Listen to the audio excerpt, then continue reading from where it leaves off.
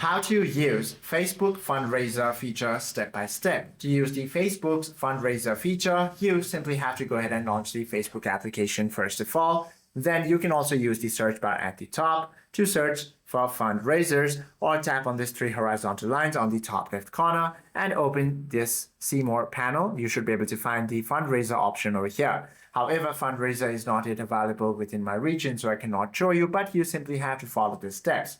Once you tap on that shortcut, you simply have to tap or click the blue Create Fundraiser or Raise Money button. Select your beneficiaries by tapping the nonprofit or charity option. Use the search field to input the exact legal name or tax ID of your preferred organization. Select the correct entity from the populated list, then proceed to customize campaign metrics and details. Set a financial goals, pick an end date, write a compelling title and story, add a cover photo, then proceed to publish it and promote it to your page. Hope this video helps you out a lot. If you have any questions or queries, do comment down below.